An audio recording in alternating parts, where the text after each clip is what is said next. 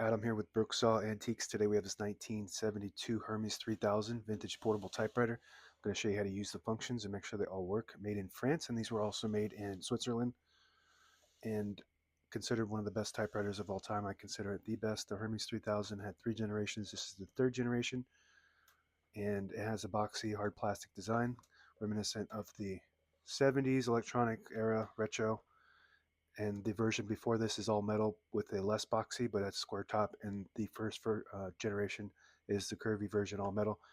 They all pretty much have the same exact functionality, just a different shell.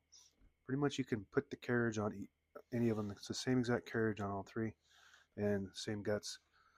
Up top is the adjustable paper guide. This helps you guide the page in straight. I'm going to line that up with the edge of the platen, which is the main roller that feeds the paper, and this is the paper support arm that flips up from the back. This is the paper bale that sits on top. It's got 2 adjustable rollers, a scale, and the margin indicators in red. To set the margins, you just put the cursor where you want it. If you want it closer to the middle, and then you just flip that silver switch there, and it sends the margin to that spot. If you want it closer to the edge, you hold the switch and push it to where you want it and let it go. And right now it's on the edge. Same concept with this is the carriage release on this right side here. If you want the margin right there in the middle, you flip the switch and it sends it to that spot. If you want it closer to the edge, you hold the carriage release and the margin at the same time and just push it to where you want it and let it go.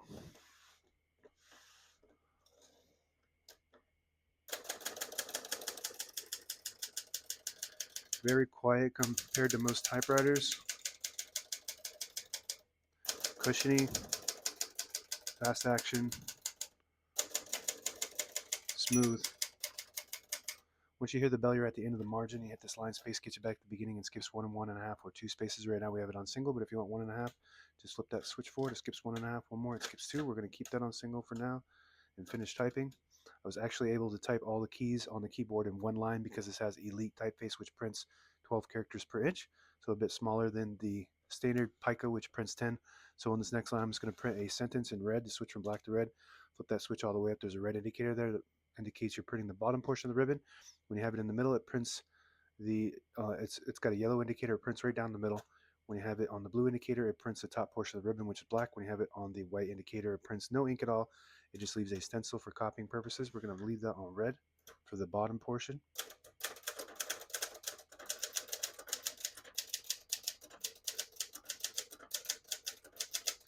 Absolutely beautiful.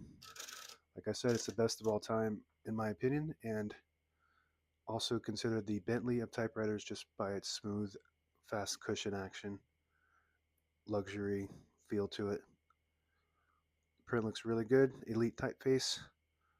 To pull the page out easy, there's a switch on the right side by the knob there. You flip it forward and it unlocks the rollers underneath the platen, allowing you to pull the page out easier, load thicker paper like carbon copy or cardstock. Make sure you flip that back before you load the next page, or else it won't load correctly. Going to flip this down for now. Put the color back on black. Shift on each side and a shift lock on the left. To clear that, just hit the shift button again. Backspace on the top left. Very good. Tab on the top right. Right now we have tabs set on 10 space intervals, so I'm just going to hit the all clear button and clear all those tabs. So now we don't have any, but I always like to set one somewhere in the middle by hitting tab set, so that way when you hit the tab button, it doesn't go slamming all the way to the end, causing wear and tear on your typewriter. This has a good break on it, but I just do that as habit with all my typewriters. And if you want to clear that one tab, just hit that tab clear button, and that just clears the one specific tab instead of all of them. So I'm going to hit that tab set button and keep one there. Margin release. When you get to the end of the margin, there's a mechanism that blocks you from printing. Hit that margin release button. It does allow you to go all the way to the end. Very good. This is your touch control from 1 to 4. The higher up you go, the more tension there is when you hit the keys. You do have to hit the keys harder for them to print, but they respond faster. I always like it on slow. I'm not a writer. I just fix typewriters, so I just like it nice and easy. But you can play with that to gauge what your preference is. The hood just kind of pops right up from the top there. All the brand new ribbons loaded on the left, so it's pulling clockwise to the right. If you want to switch that direction, you just flip this ribbon guide there to the opposite direction. It pulls to the opposite direction, and this is meant to, when you get to the end of the ribbon, there's an eyelet that catches on that, and it just swaps it and then sends it back to that side. So indefinitely, your ribbon will go back and forth automatically until it's dry.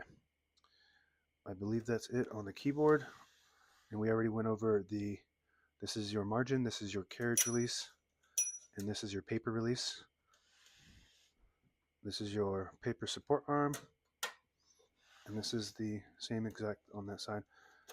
And there is a carriage lock on the right side right here underneath, and you just push it to the back or push it down and it will release the carriage and lock in the middle. So when you have it in the case, it doesn't bang around, cause any kind of damage. To release it, you just push the carriage slightly to the right and then push it down and it releases it. And if you push the line space selector all the way back, it disables the spacing when you turn the knob so you can get to an exact spot on the page. You push it forward, you get those clicks. Each one of those clicks is one space, and the same concept. If you pull the knob out like this, it disables the spacing. You push it in, you get the clicks. And that's it. Now available on eBay or Etsy. Search Brooksaw Antiques.